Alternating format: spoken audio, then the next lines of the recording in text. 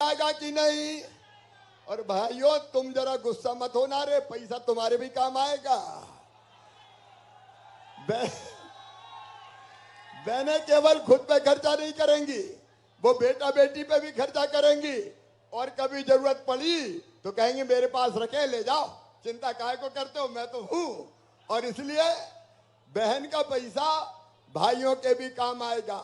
लेकिन एक बात और मेरी बहनों, केवल पैसा नहीं है, ये बहनों का मान है, ये बहनों का सम्मान है, ये बहनों की इज्जत है। बोलो पैसा होता है तो बताओ विश्वास रहता है कि नहीं रहता। अगर जेब में पैसा है तो मन में विश्वास है कि जरूरत पड़ी तो खर्चा कर लूंगी। पैसा तो रखें, और पैसा नहीं होते तो कितनी तकलीफ होती है। एक बात और सुनो मेरी बहनों, मेरे भाइयों, ये पैसा इज्जत भी बढ़ाता है, सम्मान भी बढ़ाता है। बताओ पैसे से इज्जत बढ़ती कि नहीं बढ़ती। अगर पैसा नहीं है तो कोई को बुलाना हो के लखुआ इधर आ, और लखुआ के पास पैसा हो गए तो कहेंगे सेठ लखीराम जी पधारिए। तुरंत ही नजरें बदल जाती है, नजरें। और बहनों ने भी देखा होगा, जब से लाडली बहना का पैसा आना शुरू हुआ है तो सास का लाड़ भी थोड़ा बढ़ गया होगा। कहती होगी बहू के खाते में 1000 रुपया महीना आ रहे हैं, जरा रोटी में घी चुपड़ के बहू को भी खिलाओ। बोलो सही बात है कि नहीं। और पतिदेव भी जरा प्यार से बोलते होंगे गुड्डू की मम्मी, क्योंकि जरूरत पड़ जाए तो गुड्डू की मम्मी काम आएगी।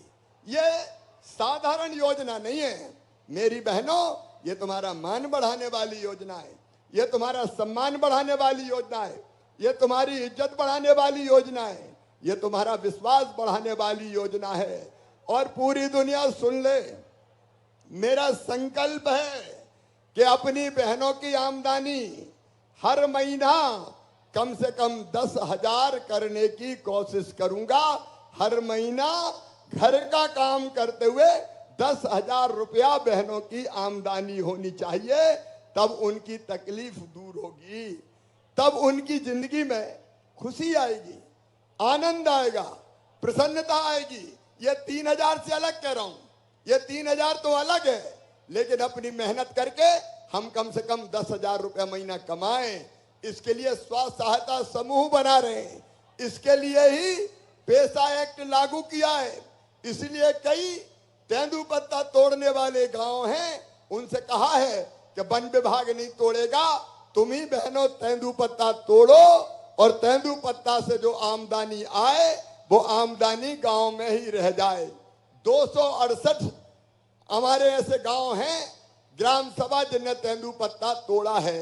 ये जल का अधिकार, ये जमीन का अधिकार, ये जंगल का अधिकार जंगल में रहने वालों को मिलना चाहिए, गरीबों को मिलना चाहिए, आदिवासियों को मिलना चाहिए।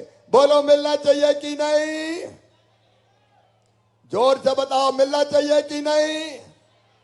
अब बोलना है, बोलना है, जो बोलता है उसकी सुनी जाती है। और इसलिए हमको इकट्ठा होना है, हमको संगठित होना है, हमको आगे बढ़ना है। हम गरीब नहीं रहेंगे, हम आंसू नहीं बहाएंगे, हम अभाव में नहीं जिएंगे। और इसलिए स्व सहायता समूहों के माध्यम से कई काम शुरू कर रहे हैं, अनेकों काम, जिसका विवरण स्व सहायता समूह में जो बहनें काम करती है वो जानती है। यहाँ स्व सहायता समूह आजीविका मिशन की बहनें कौन है, जरा हाथ उठाए। जो आजीविका मिशन में काम करती है वो हाथ उठाओ।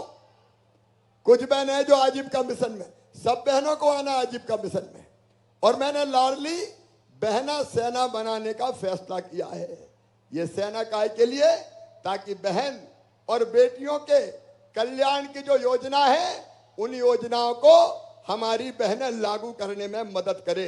केवल सरकारी कर्मचारी नहीं, अगर अपनी भलाई की योजना है तो आपको भी लागू करवाने के लिए आगे आना चाहिए, भाई का साथ देना चाहिए।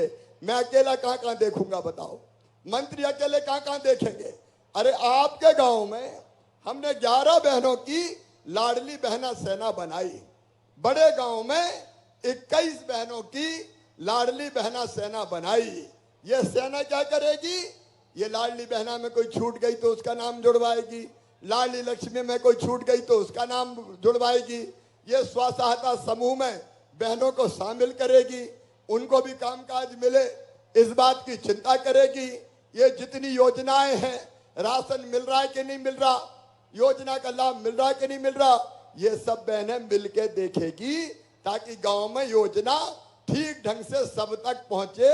इसके लिए मुझे तुम सबका साथ चाहिए मेरी बहनों और भाइयों, सबका साथ चाहिए।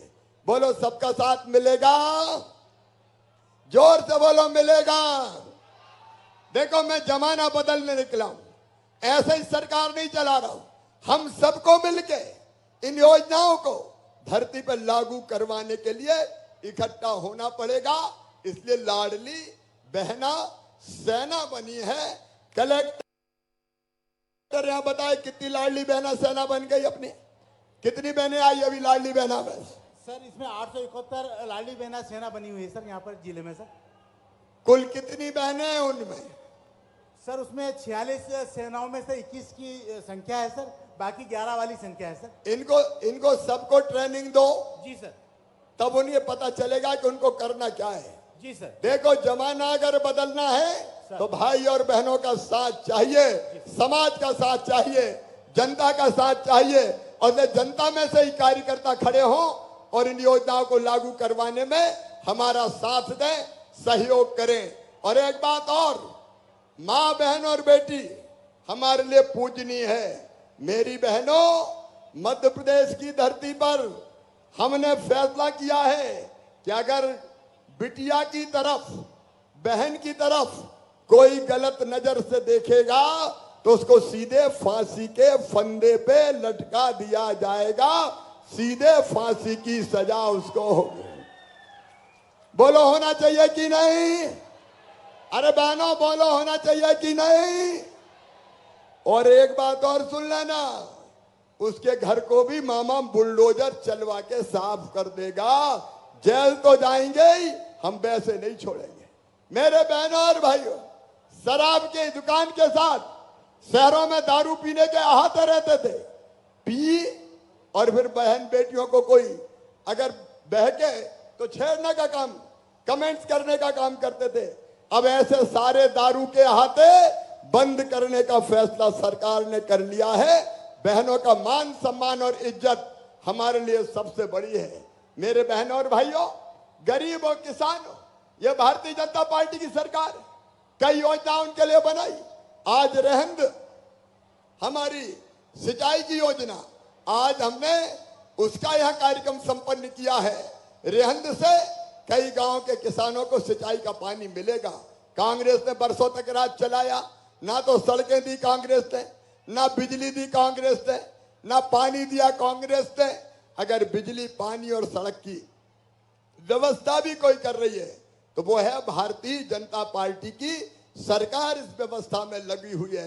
एक तरफ सड़कें बने, बिजली हो, पानी मिले और पीने का पानी भी गांव-गांव। मेरी बहनों, अब हैंडपंप का नहीं, पाइपलाइन बिछा के घर में टोटी वाला नल लगा के पीने का पानी देंगे, ताकि टोटी खोलो तो झरझर पानी आ जाए और गुंड गरगा और बर्तन भर जाए, बाहर पानी लेने ना जाना पड़े।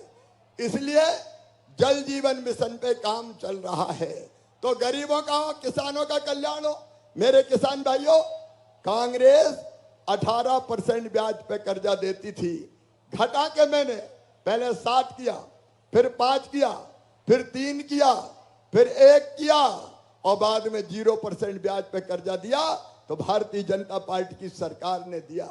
किसान भाइयों, ये मोदी जी है जिन्हें फैसला किया कि जितने किसान हैं भारत की धरती पर, सबको हर साल 6,000 रुपया उनके खाते में डाले जाएंगे। 6,000 प्रधानमंत्री नरेंद्र मोदी दे रहे हैं और 6,000 आपके भाई ने भी, सीएम ने देने का फैसला किया। तो अब हर किसान के खाते में हर साल 12,000 रुपया डाला जाएगा। छोटे से छोटा किसान हो, उसके खाते में भी 12,000 रुपया डालने का काम करेगी तो भारतीय जनता पार्टी की सरकार करेगी। सिंचाई की व्यवस्था, बिजली की व्यवस्था, पैसे की व्यवस्था, सहूलियत देने की व्यवस्था अगर करेगी तो बीजेपी की सरकार। और एक बात और, आज हमारे विधायक जी भी कह रहे थे, सांसद जी भी कह रहे थे, गांव गांव में स्कूल कॉलेज। एक बात सुनना मेरी बहनों और भाइयों से भी कह रहा हूं, बेटा बेटी को ढंग से पढ़ाना और पढ़ाने में पैसे की चिंता मत करना। देखो अपने बच्चों के लिए सीएम राइज जैसे स्कूल खुल रहे हैं, प्राइवेट स्कूल जैसे स्कूल, उनसे अच्छे स्कूल बनाऊंगा ताकि गरीब के बेटा बेटी भी ढंग से पढ़ सके, ठीक से पढ़ सके, और किताबें भी दूंगा। दूसरे गांव पढ़ने जाएंगे, 5वीं पास करके 6वीं में, तो मामा साइकिल देगा। इस साल भी 4,500 रुपया साइकिल के 5वीं पास करके 6वीं वालों के बच्चों में डालूंगा। 8वीं पास करके 9वीं में जाएंगे तो भी उनके खाते में 4,500 रुपया, अगर दूसरे गांव पढ़ने जाते हैं तो 4,500 रुपया डाले जाएंगे। अभी अभी मेरे भाइयों और बहनों, जिन बच्चों ने 75% नंबर 12वीं की परीक्षा में लाए थे, उनको 25,000 रुपया खाते में मैंने डाले हैं ताकि वो कंप्यूटर खरीद ले और उनकी पढ़ाई ठीक से हो सके। और अपने अपने गांव के हायर सेकेंडरी स्कूल में, 12वीं के स्कूल में जो बच्चे पहले नंबर पे आए हैं, अपने अपने गांव में एक बेटे को और एक बेटी को मामा स्कूटर और स्कूटी दिलवाएगा ताकि कॉलेज स्कूटर और स्कूटी पे बैठ के जाएं।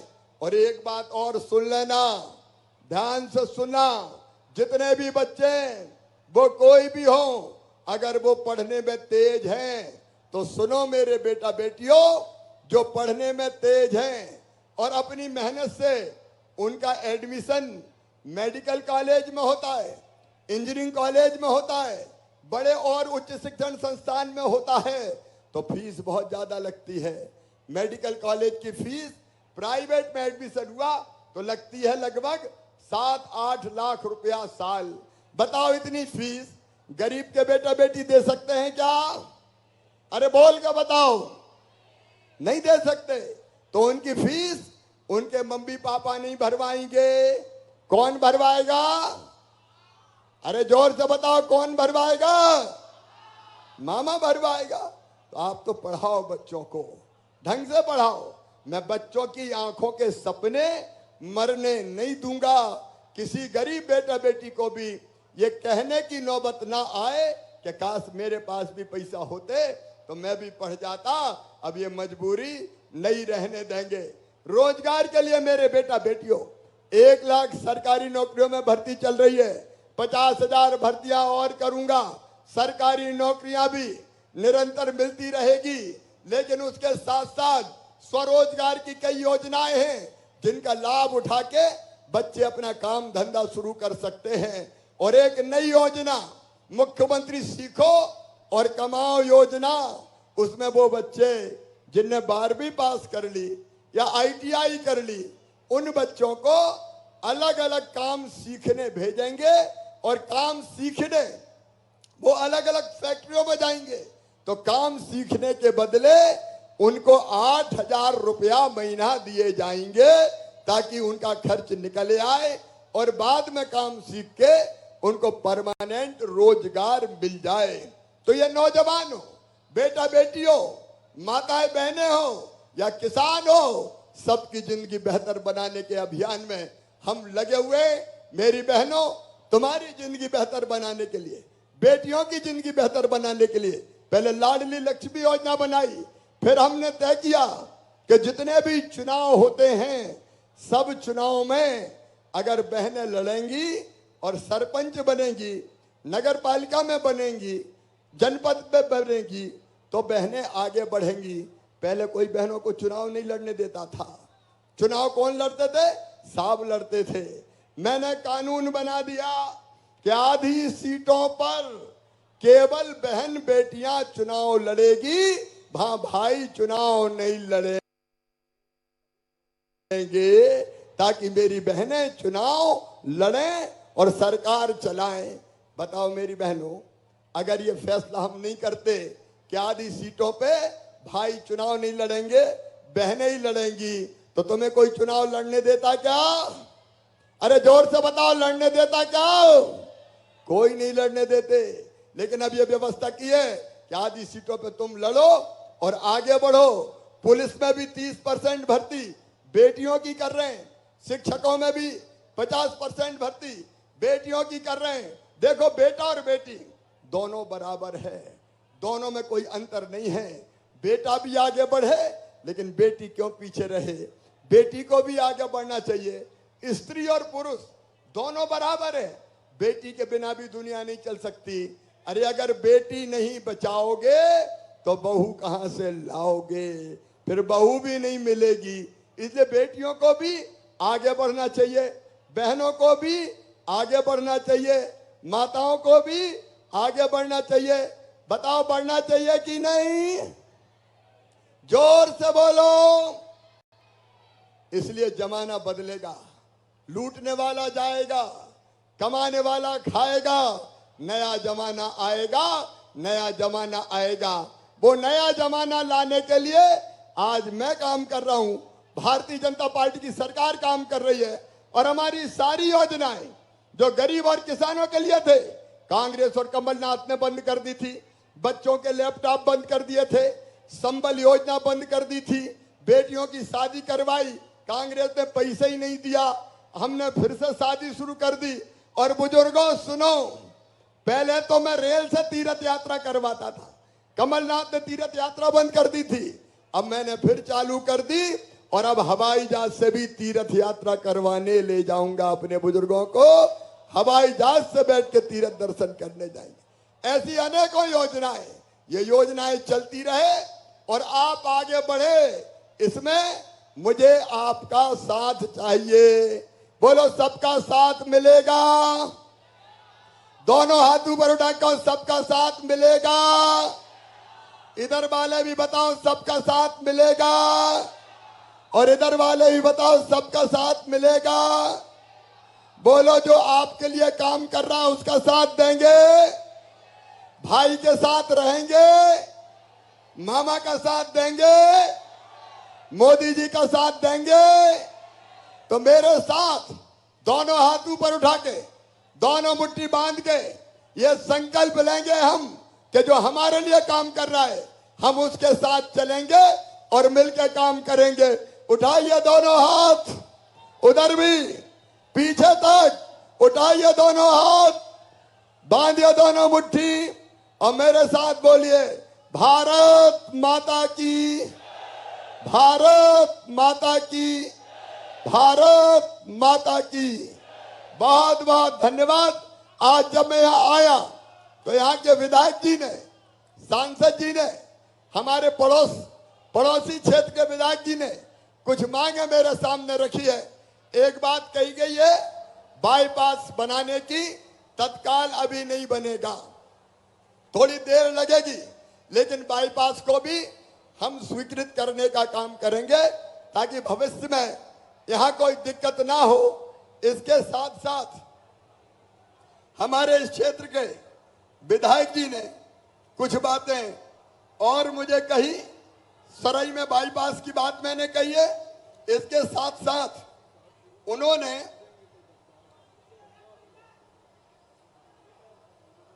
शासकीय महाविद्यालय बरका और सराई में विज्ञान और कॉमर्स के विद्यालय क्लास शुरू करने की बात कही है, तो वो क्लासें भी शुरू कर दी जाएगी। उन्होंने बरगवा तहसील सराई में से कहीं उपखंड की बात कही, तो चर्चा करके हम उसके बारे में फैसला करेंगे। और उन्होंने कुछ सीएम राज स्कूल मांगे हैं। मैं धीरे धीरे माड़ा, रजमिलान, खुटार, सराई में सीएम राज स्कूल 2 चरणों में हम देने का काम करेंगे। बाकी जो चीजें आपने मांगी है उसका और परीक्षण करेंगे। कुंवर सिंह जी ने एक बात कही है कि बैगा जनजाति को अति पिछड़ी जनजाति में सिंगरौली जिला में सम्मिलित किया जाए, तो बैगा जनजाति को अति पिछड़ी जनजाति में सिंगरौली जिले में शामिल कर लिया जाएगा।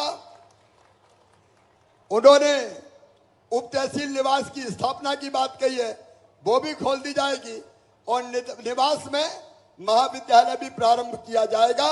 बाकी और कुछ चीजें आई है, लेकिन आप जानते हैं कि अब तत्काल बहुत सी चीजें नहीं हो सकती। परीक्षण करके हम धीरे धीरे करने का प्रयास करेंगे। आपको थोड़ी तकलीफ हुई होगी क्योंकि भीड़ ज्यादा थी और जगह कम थी।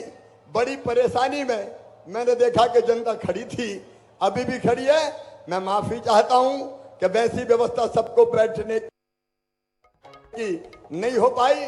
और के बीच पीछे मैं देख रहा हूं बड़ी संख्या में मेरी बहनें टेंट के बाहर भी खड़ी है। आपको असुविधा अगर हुई तो मैं उसके लिए माफी चाहता हूं, लेकिन आपकी जिंदगी बेहतर बन जाए उसके लिए हम अपनी जिंदगी लगा देंगे। और आपका जीवन बदल दिया तो मेरी जिंदगी सफल हो जाएगी, सरकार बनाना सफल हो जाएगा। यही मेरे मन के भाव है। बहुत बहुत धन्यवाद। एक बार फिर बोलिए भारत माता की जय।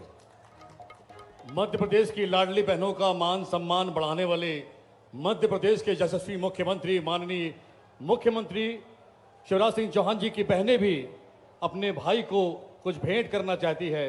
वो बंधन, वो रक्षा बंधन जो बांधता है भाई बहन को, हमारी लाडली बहनें अपने भाई शिवराज सिंह चौहान जी को रक्षा सूत्र बांधना चाहती हैं। एक ऐसा रक्षा सूत्र जो एक इतिहास रचेगा। जी हाँ, उसका प्यार, इनका स्नेह जो बहनों का है अपने भाई के प्रति बहुत ही विस्तृत है, बहुत ही विशाल है। जोरदार तालियों के साथ हम भी करें स्वागत इस विशाल राखी के लिए। ये रक्षा बंधन, ये रक्षा सूत्र बहनों की ओर से